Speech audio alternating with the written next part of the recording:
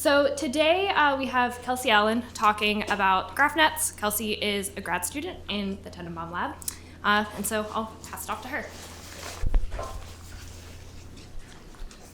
Hey everybody, thanks for coming out this morning. As Janelle mentioned, I'm a grad student with Josh Tenenbaum, and I'm going to be talking today about work that I did while I was an intern at DeepMind on a suite of approaches that we call graph networks. The talk is going to be about, how do I get to the, there we go. I'm going to give just about a 30-minute introduction to graph networks, including an introduction to what they are generally, talking specifically about what graph networks are mathematically and how they're applied, and then giving a specific example that I worked on while I was at DeepMind on using graph networks to do physical reasoning for different kinds of construction tasks. And then the rest of the time of this tutorial, which I think is going to be the most useful, is actually getting some hands-on experience with the GraphNets library that DeepMind released, which is all in TensorFlow. So hopefully those of you who have laptops can sort of walk through this, and it should be very useful, I think, to go through it together. And then at the very end, we could always have a discussion. I'm very excited about talking to people about ways in which you might want to use graph networks for your own work, and also what graph networks, what kinds of extensions we might think about for future work. So just to give an introduction, so when I was at DeepMind, I was working in the cognitive science group, and so a lot of the work that we did is influenced by thinking about what kinds of things humans need to be able to reason about in order to interact with the world. So in most of our daily experience, we interact with different kinds of very structured scenes, right? So like on the left, you have a structured tower that's made of different blocks that can be connected to make even taller towers, which you can then play with as an infant. And on the right, we often think about graphs of communities, right? Like all of our social media connections, or inside our families, who's connected to who, inside this department, who's connected to who. And this is just to give two different examples of sort of graph-structured kinds of reasoning in two very different kinds of domains. And so we would like approaches that can easily handle these kinds of structures that we see all the time. To give some other examples computationally and empirically of what people have worked on in the realm of cognitive science that is related to some of the graph network stuff we've done, early on in the late 1990s, Deidre Gentner has done really fabulous work looking at how people do analogical reasoning using relationships. There's been a whole lot of work on hierarchical planning and composing different kinds of routines, which you could also think as a sort of tree-shaped graph for how you might combine lower-level primitives into higher-level plans, as well as things like discovering relational structure, like Charles Kemp and Josh Tenenbaum's classic work on trying to discover graphs of relationships between different kinds of, for example, animals or other kinds of semantic information. To go back and look at sort of the history of AI, early on, many classic approaches were focused on discovering and using structure for reasoning. So things like logic, grammars, graphical models, etc. are just some examples. And these were really critical when data was sparse, because using structure affords us very strong inductive biases, which make learning from sparse data reasonably tractable. And so early on, these connectionist models that have now become very popular often failed because they didn't have these strong biases which allowed them to learn effectively from sparse data. They required more data to make up for the lack of biases in order to try to learn that structure, which they didn't have at that time. However, when data became more available, it became clear that some of our structural assumptions that we were using in these early models were incorrect. And so at this point, and as we all know now, these connectionist approaches that are now termed broadly deep learning have been employed to great effect in all kinds of different scenarios. And in particular, I think the most compelling way it's been applied has been in vision. And I think the reason for that is because we don't really have a good understanding of the underlying structure in vision that is in some sense correct. And so learning the structure from massive amounts of data has proven to be substantially more effective. However, now we've taken again a turn in deep learning and thinking about how we can bring structure back to these kinds of approaches and more meaningfully integrate learning at really large scales with the kinds of structure that we expect to see in the world. And so deep learning has now been used for several different approaches, combining sort of classical AI and more recent work, things like deep learning for logical reasoning, and a lot of the work the Tenenbaum Lab has done is in using deep networks for initializing inference or for learning proposals for graphical models. And so in this talk, I'm going to be talking about a similar sort of theme, but particularly in encoding deep networks with graph-structured data. So why might we actually want to use graph-structured data? Well, in a variety of different kinds of things we might care about, graphs are really popping up everywhere. So to just give some examples that I think cover a very wide range of different ways in which you could think about the world as graphs. On the upper left here, Cui et al. Used graph networks to try to predict traffic flow. So you could imagine a city map as a graph where you have different nodes as being the hubs that people are moving between, and the roads as the edges in that graph, which you're trying to predict the congestion of, for example. You could also consider organic chemistry to be a kind of graph, where a molecule is described as a graph where each atom is a node, and the bonds connecting those atoms are the edges within that graph. And you could use that graph-structured representation to try to predict, for example, the energy or the fundamental frequency of that resulting molecule. On the upper right, you can use graph networks to describe the bodies of agents. You can describe the body of a particular agent as a graph in that each limb is a node within that graph, and the joints connecting those limbs are the edges. And you can do things like try to predict how that body will move when a given limb or joint is perturbed.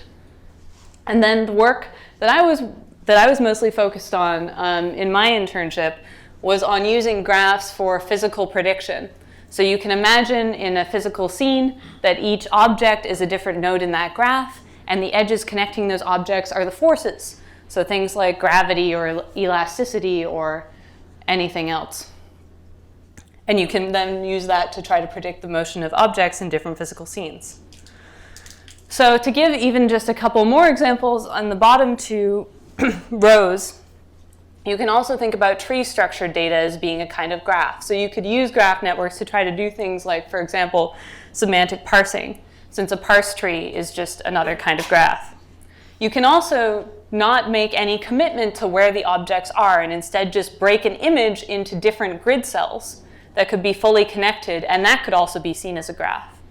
So in all of these cases, we can think about the entity. I'm going to use the term entities and nodes somewhat interchangeably, and relations and edges. So the relations are the connections between the entities. To interpret some of our standard deep learning tools with graph terminology, I think is somewhat informative in thinking about the kinds of inductive biases that different layers afford us. So at the weakest level, we can imagine a fully connected layer, like the one on the left. And here the entities are just the units in the neural network, right? So each of these different blocks is an entity, and the relations are all-to-all connections. And so the inductive bias afforded by this is relatively weak because we haven't assumed any inherent structure in that setup. Making it a little bit more structured, we could use things like convolutional layers, where now the individual entities are the grid elements in your image, and the relations are local. So this affords an inductive bias of locality and now makes a convolutional layer spatially invariant. So you can do any different kinds of spatial translations and it will be robust to that.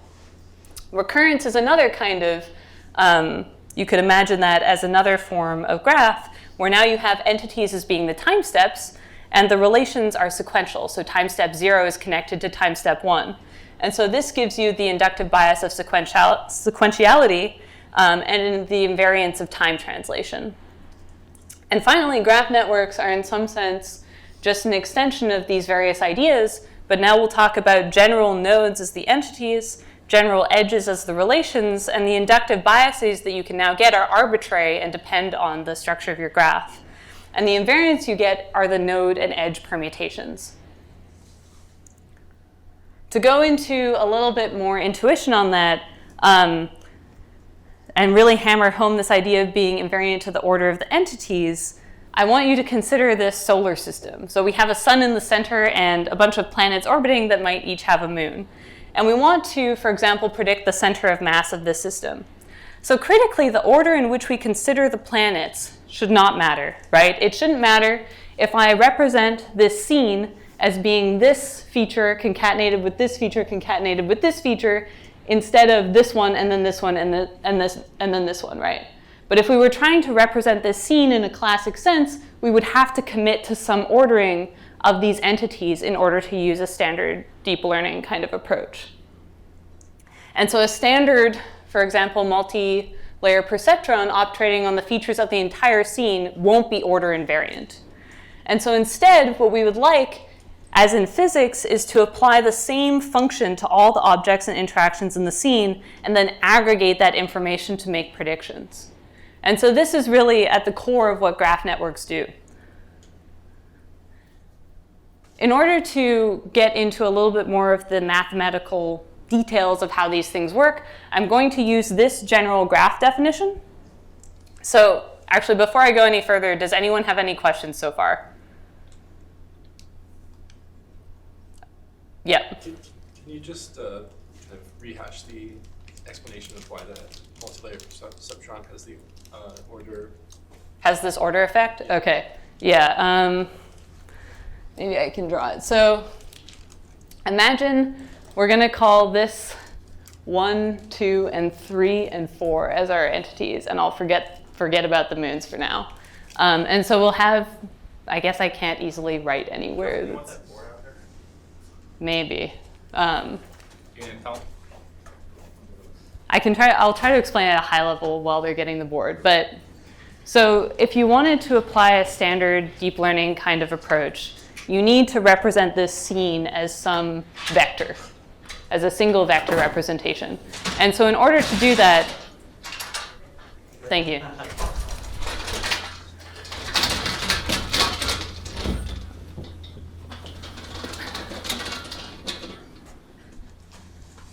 Yeah. So, green is terrible.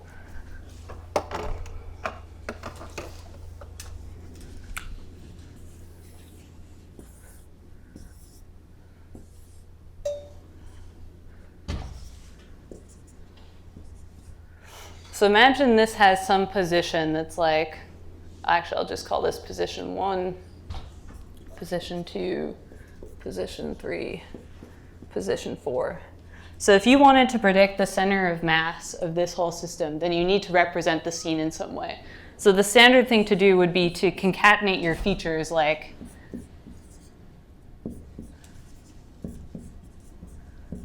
and then run this through some network and then predict center of mass.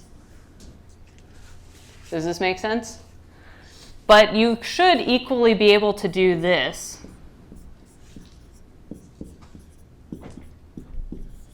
And predict that same center of mass. But this feature representation is completely different from this. And so if you were to train it such that you always flip the order of these features, you could learn to become invariant to the order in which you present them, but it's not inherent to the network. So what we would like is to, for example, be able to not have this issue where we have to know that we, for example, need to present order invariant switching of our features and always get the same center of mass. Does that make intuitive sense? Yeah. So it's actually about the trained network and not necessarily about like the order that you choose at the beginning. Can you explain what you mean by that?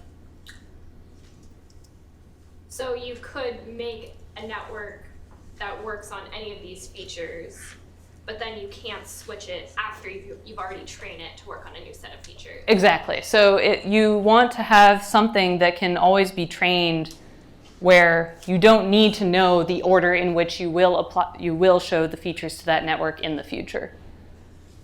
So if I also, for example, always knew that I was going to have this object in this first position, that would also be fine for a classic approach. Does that make sense to people? Okay. I guess what's not clear to me is like why it's a problem to know that, like, to fix the order in which you put things. Like, the thing is, the way these things will work, I guess, are just defined, so you just allow a class of functions that are invariant. That's right, yeah. Permutation or whatever structure there is. So it's more of an example where this is an example of a problem where you might kind of get an advantage out of this invariance under permutation. So I guess. Yeah, another thing, by the way, that the graph networks can do that an MLP could not is add another guy here. Right. So this is maybe more clear, but if I wanted to add a fifth object to the system and still compute the center of mass, I now don't have the same sized feature vector, so I can't use the same network at all. Does that make sense to people? Okay. All right, so to get more into the details of that, we're going to use this general graph definition. So on the left, there's a graph, and I'm going to say that the graph has nodes V. Vi is going to be node I with different kinds of attributes. Edge K is going to denote a particular edge in the graph, which is related to a sender node, Sk, and a receiver node, Rk, and then a U, which is a global graph variable with attributes. So each of these things has a feature vector, which is the attributes of that object in the graph. So for example, in the solar system example, the nodes would be potentially the positions and the masses, have those as the attributes. The edges could be something like gravity or something like that as the attributes of those examples. To give you just an example when we're walking through this, I'm going to use this mass spring system, where I'm assuming that the nodes Vi are the masses in the mass spring system, and the attributes could be the mass, position, and velocity of those objects. The edges, Ek, are going to represent the possible interactions between the masses, in this case springs, and every edge is directed. So in this graph, you would have 4 edges. One from node 1 to node 2, one from node 2 to node 1, one from node 2 to node 3, and one from node 3 to node 2. And then the global properties U of this graph could, for example, be the total energy of this mass spring system. So now to get suddenly, yep. Sorry, this might be a little bit into the weeds, but are graph networks typically always like direct? Like there's, the edges are directional? Yeah. Okay, cool. So you would usually have like 4 as opposed to 2 edges for the 2 springs because you need one going. Yes, yeah. You could potentially change that by having different kinds of aggregation functions, which I'll talk about in a second, but generally it's easiest to just describe it as 2 different edges. So this is an entire graph network block, and what's really critical is that the graph network takes as input a graph, right? So it takes a set of nodes, a set of edges, and a global property, and it outputs a graph. So it outputs an updated set of nodes, an updated set of edges, and an updated set of global properties. And when I say updated, I mean that the attributes for the nodes, edges, and global properties will change, but the structure of the graph will remain constant. So that's really critical, and I'll talk about that a little bit more in a bit. The 6 functions that we have in a standard graph network block are these 3 learnable functions: phi e, which applies to the edges of a graph, phi v, which applies to the nodes of a graph, and phi u, which is going to update the global properties of the graph. We also have these aggregation functions, which are going to allow us to take the structure of the graph into account when updating these properties, which are an aggregation function that goes from edges to the nodes, an aggregation from the edges to the globals, and an aggregation from the nodes to the globals. And on the next slide, I'm going to walk through how each of these operate in a particular graph.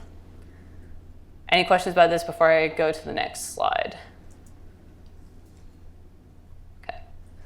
All right, so I'm going to talk about just one particular graph update order for one particular graph. The first step that we're going to do is apply this edge function to the property of the edge attribute, the node attribute, which is the receiver node for that edge, and the node attribute, which is the sender node for that edge, and the global properties. So in the mass spring system, this could be something like computing the forces in the graph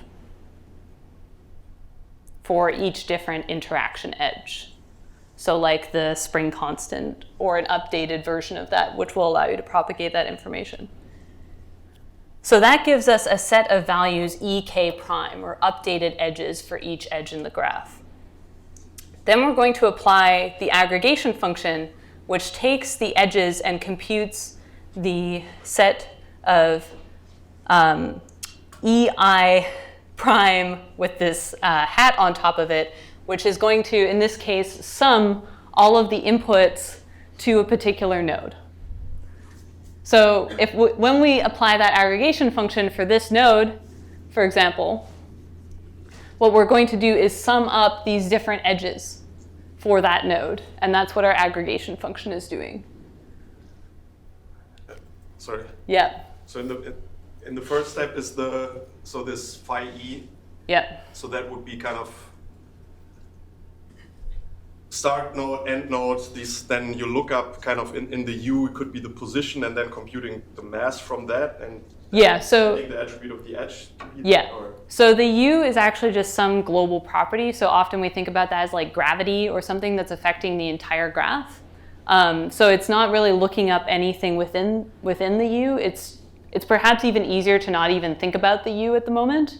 But in order to update the edge, we take the edge's current value as well as the nodes that are connecting, that edge is connecting, and compute the updated edge value.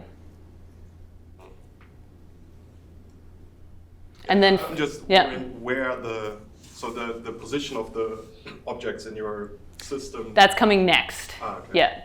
Yeah. So once we've updated the edges, we then update the nodes. So in your paradigm that we're talking about the forces, Yeah. we don't need the previous values of edges to compute the new ones. We would just, in principle, need the position or the attributes of the nodes, right? That's right. So in this case, the simplest thing that we could learn would hopefully be just, yes, that. But in general, the update may use the previous edges. It's just that in this case, we don't need them. So yes, right. This way. Yeah. So, right, critically that node RK and node SK are not the indices of the nodes, they're the actual node attributes. So like the positions of the nodes that edge is connecting. So once we have that representation, we then apply our node function to the aggregated set of edges for that node, as well as the node's previous value and the global attribute. So now we have updated node attributes. And that's something like computing the new position, velocities, and kinetic energies for a particular node in the graph.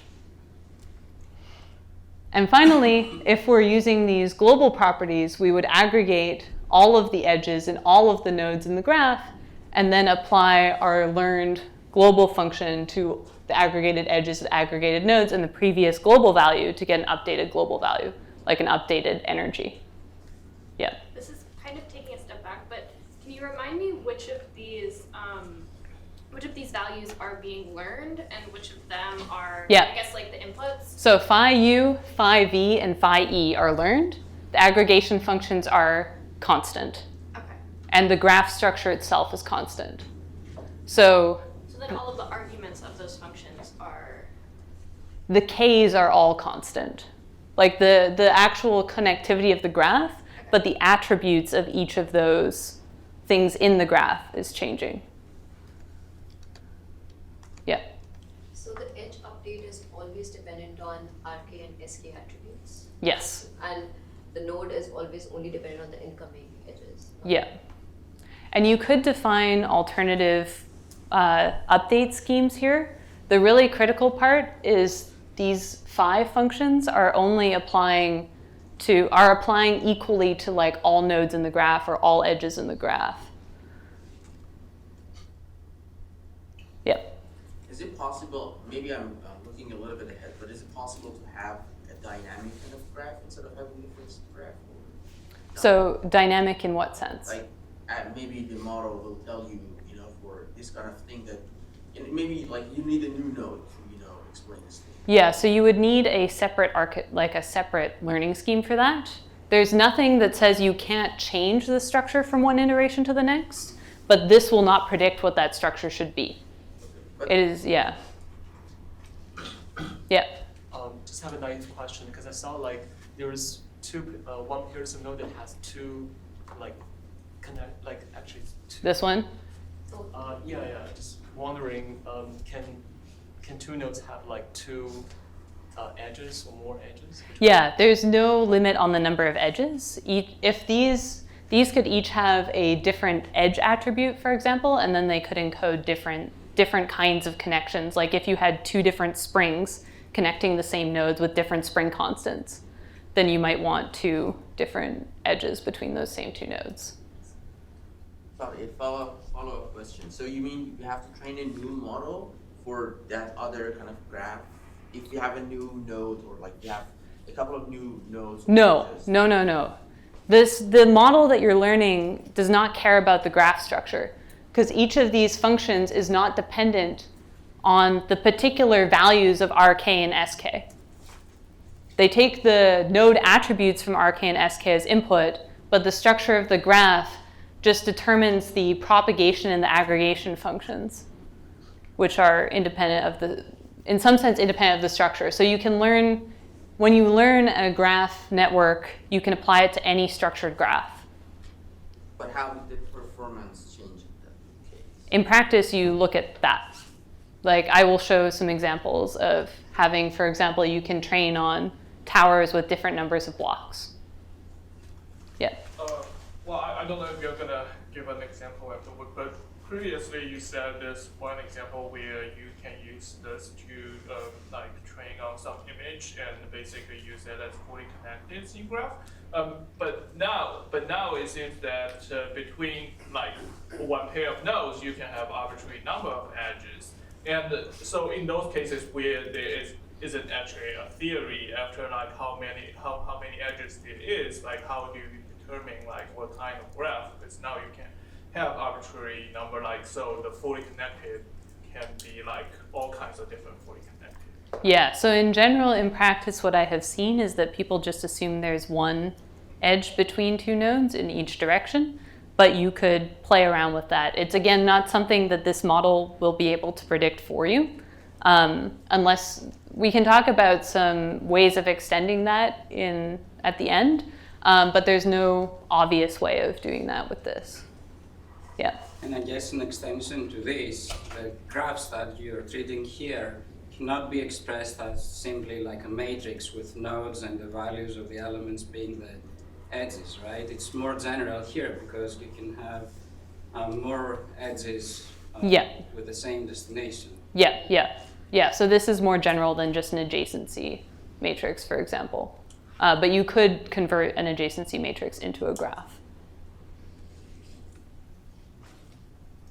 Yeah. Another question. So is EK here learnable or not? So EK is the input edge representation. So to go back 2 slides, the edges, actually one more. The edges EK are going to start with some attributes, and what you're learning is a transformation on these attributes. So these attributes are interpretable? So when you put them in, they will be interpretable. When you then run your network, it could embed this in some high-dimensional space, and it could become uninterpretable but useful. And then you can use things like, your standard deep learning visualization tools to try to figure out what those high-dimensional vectors are representing. And the same thing for V, I, and U. So they are initialized Yes. as interpretable vectors. And then we project them to high-dimensional magic deep learning space, and then something happens, and right.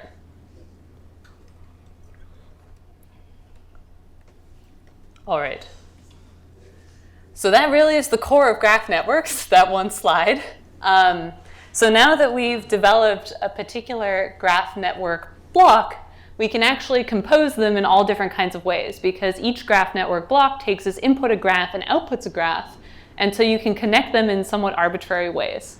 So for example, one of the classic things that we use, and the thing that I used for my internship, were these encode, process, decode models, where you're going to take your input graph, encode those nodes, edges, and globals into some high-dimensional representation, and then run multiple steps of GraphNet processing, and finally decode to something you can then understand, like the new positions of a node. So that means in practice you have I guess, two sets or three sets Of learnable one functions. that like Yeah, takes to a high dimensional space, one that proceeds in that high dimensional space, and another that exactly. goes. Yes.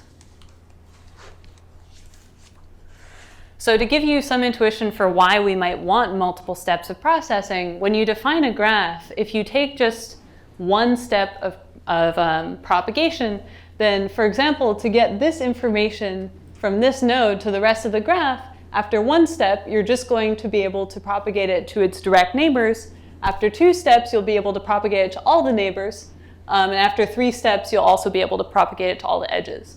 But here's an example where that doesn't quite happen, right? So at the first step, you're only able to propagate information to this one other node. And even after 3 steps, you actually only reach 3 of the other nodes. So if it's important that the information from one part of your graph gets to all the rest of your graph, you might need to take multiple steps of propagation. So here's just, yep. Sorry, go back again? Yep. Okay, yeah. So here's just a few different examples of graph network blocks that are different versions of the full block. So in the simplest case, you can imagine an independent recurrent block, which is not actually using the graph structure at all. It's just assuming that everything is independent, and then you're going to update the edges, the nodes, and the globals independently. So the graph structure will never affect anything. Here's a message passing neural network, which was also published around the same time. And here they don't use globals in the input representation, but they do try to predict globals from the graph. So it's a sort of minimal change from the full graph network thing. You can also imagine things like deep sets, which again are just assuming that we're going to learn a single or 2 functions on the nodes and the global properties of the graph, but not assume any connections between them. And so all of these things are representable in the GraphNets library that we're going to go through. We'll talk about them a bit more then. So how might we actually use this in a system? So the graph, we can define targets that we might want over the nodes, edges, or the globals of a graph, since we'll get updated representations for each of these things. So node-centric could be something like trying to read off the inferred mass of an object or the positions and velocities at the next time step. Edge-centric could be something like trying to predict whether or not 2 objects are in contact. And global-centric could be something like predicting the energy of a system. And the input graphs could be pretty much anything. You could have it being structured with node attributes given by known quantities, and you could include sparse connectivity information, or you could include all-to-all unstructured graphs, or hierarchical things for like tree-to-tree learnable networks. So the biggest limitation is that the structure of the graph is typically not learned, right? So at no point were we changing the receivers and the senders for a given edge. And also the structure of the graph is typically not changed as we unroll something. So inside that recurrent block, we're not somehow changing the actual structure of the graph within that. And if you wanted to do so, you would need some other mechanism to possibly delete edges or nodes or add edges or nodes, which is something people have been thinking about. Another just thing I want to say is that graph networks will not cover absolutely everything. They won't handle things like recursion, control flow, or conditional iteration. And for those kinds of things, you might want to use program induction instead. And so something to just think about as we're going through some of these examples is how useful is this approach if we can't learn the structure? Because some people would say that learning the structure is really the core of the problem.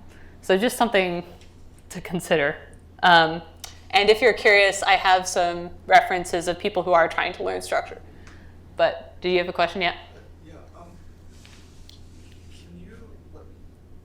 I missed the original definition. Can you redefine what an edge is? Yeah, it's just